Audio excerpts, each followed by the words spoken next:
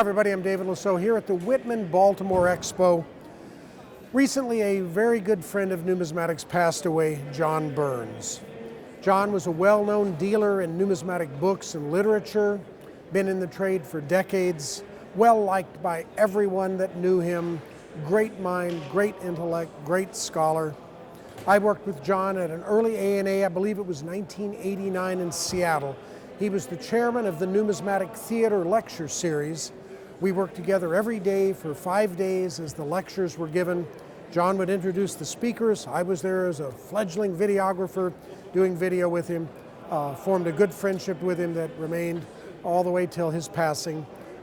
He died early in life. It was a very sad thing.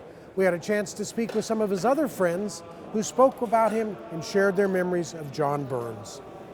Well, John was a great numismatic friend, and I think he was everybody's numismatic friend. I mean, he would always drop whatever he was doing to talk coins with just about anybody. I knew him probably longer than most people in the hobby, back from my college days. I was going to the University of Pittsburgh. I was a coin collector, and there wasn't a club, so I started one. I put signs around the campus, and one of the first people to show up was John Burns. He was a fellow student, longtime coin collector, and we've been friends ever since. So, like I said, he was just everybody's numismatic friend. If he got to know you at a show, he would get your phone number, he would call you and follow up with you. He would be really concerned about you. There were people after he died, it was amazing. People would tell me, oh, John called me every week. Oh, John called me every day. Lots of people got calls from John almost every day, and they just loved talking with the guy because you could talk numismatics just forever with him. So that's really, I think, his legacy is just his enthusiasm for the hobby and spreading knowledge. John was as good a friend as you could have. If you had an enemy, that person became John's enemy. John was just a good, personable person. He most certainly was the most intelligent person on the bourse floor. If he left the bourse floor, the average intelligence of the dealers left in the room dropped by about 20 points. He had interests that just totally amazed me. His depth of knowledge was, no one could top it.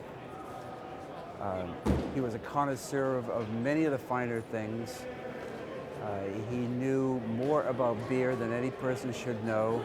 He knew more about single malt scotch than anyone should know. And he was just a good, fun person to be with. And one thing I'll always remember was a situation that happened right here a couple years ago. He closed up his booth and he came over and said, let's go over to the Rat and Raven, which is a bar across the street. And I said, okay. And I started closing up rather slowly. And John was doing the shuffle and come on.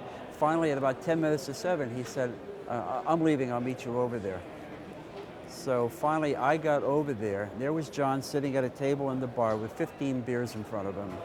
Happy hour was stopped at 7 o'clock, and it was 3 beers for $5, and he had done it 5 times. So he had 15 beers. Each one was a different beer. He took one of every draft they had, and sitting there in 15 unmarked glasses, he knew which each one was. And as people came over and sat down with him, he'd give you a spoon and say, taste this one, and then you could pick one, or you could pick another one. And he didn't drink all 15. I'd say he probably got 3 or 4 of them, and his friends got the other ones. So he was very knowledgeable, very generous, and just a good friend. John Burns was one of the most approachable dealers, book dealers that I know. He was not in it for the money. He was in it because he loved books. And I think I met him probably some 20, maybe 30 years ago when one of the presidents of the A&A had died, and his book collection came up for sale, and there was some 40 big boxes of books that I ended up with, and I think John Burns may have gotten some of those books too. So at that point, we were helping each other load a truck up in Las Vegas or someplace at a coin show. And John, of course, was probably not did not quite have the body that was best designed to lift and haul these books from in his traveling book show, and so he died an early death. How old was he when he died?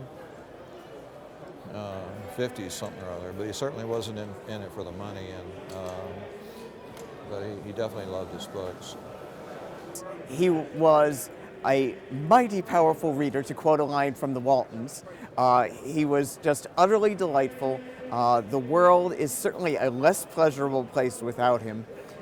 It really was just fun to know John Burns. To give you an idea of his sense of humor, as you may or may not know, I am the king of Bermania as my part-time job.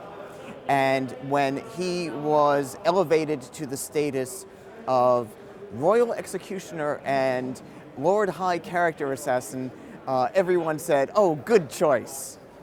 In fact, he once attended a meeting of the Bermanian Guild of Numismatists, said in quite a loud whisper to a friend, "If you bring me to another one of these, I'm going to kill you." And then the very next morning, he came up to me and said, "I want to become a subject."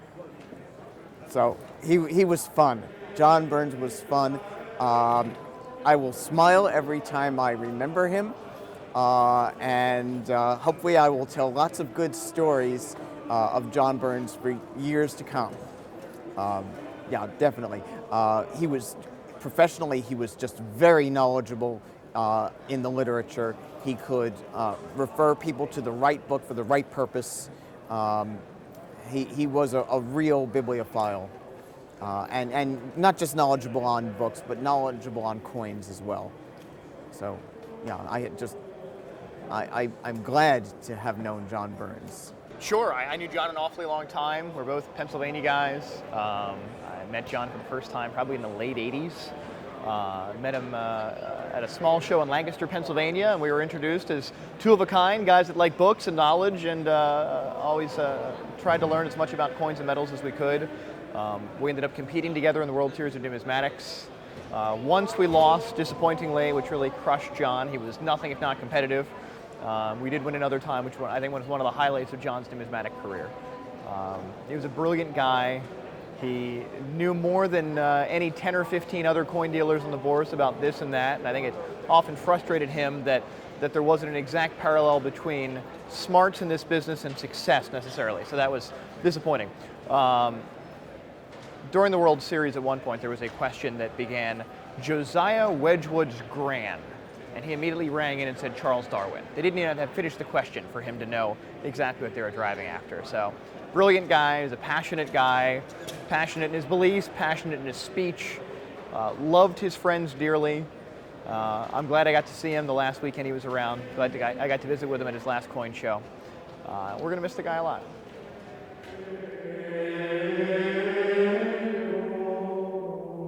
It's